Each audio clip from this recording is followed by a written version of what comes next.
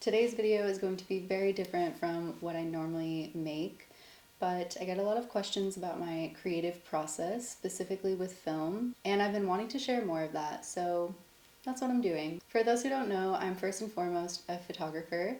I started my career in the darkroom and I've been shooting film for over 10 years, but the video YouTube world is relatively new to me, and in the last few years I've been experimenting with 8mm film.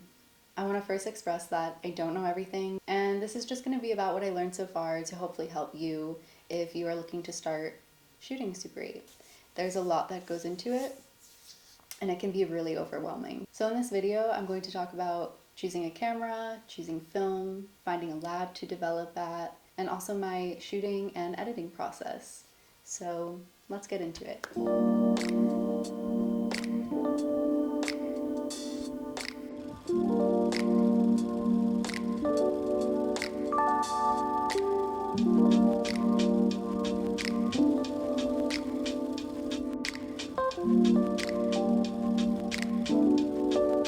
Okay, it's obvious there are a lot of cameras out there and it can be really overwhelming to choose. I've been using this Canon 514 XL for the last 3 years. I bought it used but in good condition off eBay for about $300 back in 2021. It did go up in price since then. I think it's at maybe $400 or $450 now. So definitely a higher price Super 8 camera, but I really have been enjoying this one. So as you can see, it's fairly easy to load. You just open. It even shows you right here. Slide the film in, snap, and there you go. And then turn it on.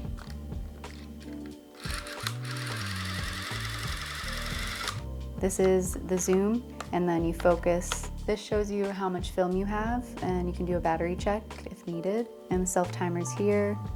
So pretty simple to use. Now, I know a lot of people that have thrifted Super 8 cameras and have had great luck with them. I unfortunately was not that lucky, which is why I just decided to buy one offline. I knew that I wanted one that just worked and I didn't have to fiddle with and send to a camera shop to repair. So I did a ton of research on this camera before buying it. The fact that it had self-timer, as a solo traveler, self-timer is always a good option, and I thought it would be really cool to be able to get footage of me. Another feature you can look into if it matters to you is getting a camera that records audio.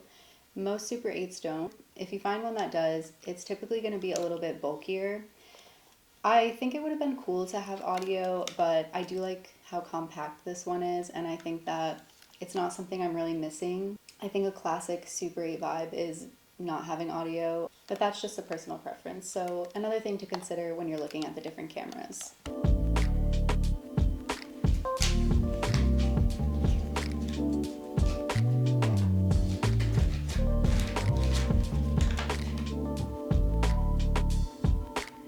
When it comes to choosing a film, I have only tried 2, and they've both been from Kodak Vision 3. So the first one I tried was the 50T, and then I tried the 200T, which is this one here. And I honestly loved the 200T more. I typically shoot in midday, and I think this film stock really balanced out the harsh lighting that you get during the day, and the colors always seem to be pretty nice. This film is hard to find. I typically go to B&H for all of my film needs, and they always have it in stock. You get about 2 minutes and 30 seconds, but I slow my footage down and it ends up being about double that. So overall, about 10 bucks a minute. I don't know, some people watching this may be like, that's not worth it at all, but I find the look of 8mm really hard to replicate. Personally, it's always going to be the real deal for me.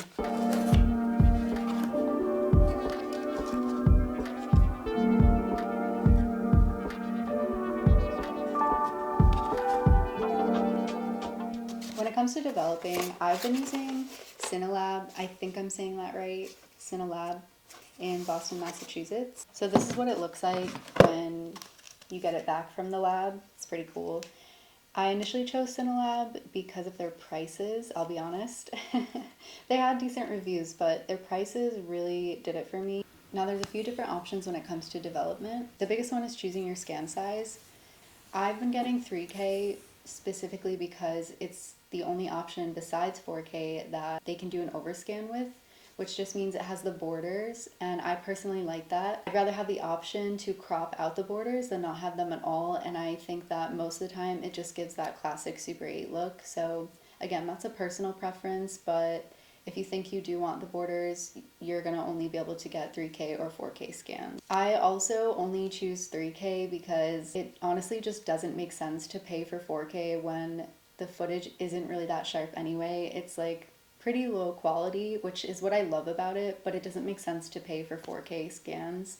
I don't know, maybe some people do, but I've never found it was worth it. And for a 3K scan, it's like $65. So again, we're going with the price. We're trying to do this as budget friendly as possible.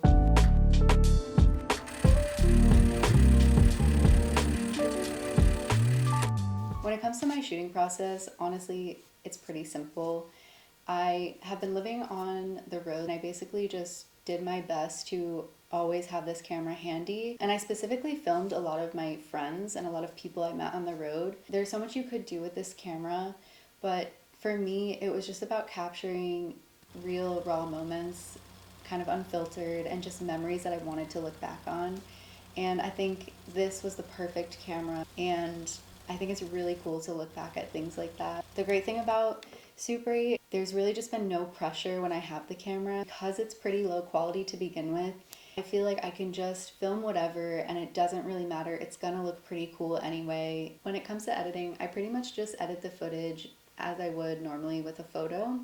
I adjust the colors and the contrast and the brightness, and it all just depends on the clip. And another option that Cinelab gives you is if you want the footage edited or not. I always get it in log because then I'm able to do the most with the footage, and I really recommend that even if you don't know too much about editing. I currently have DaVinci, but it's just like the free version. And if I don't use DaVinci, I actually use InShot, which is an app for the iPhone. I'll transfer the file onto my phone and open it up in the app. And the great thing is you can edit so many different ways with Super 8. You can keep it in its regular ratio, or you can crop it to 16:9 for a reel or a video on TikTok, and it still looks decent. But again, the beauty of Super 8 is that it's not really perfect and it's not really that sharp. It's just a vibe.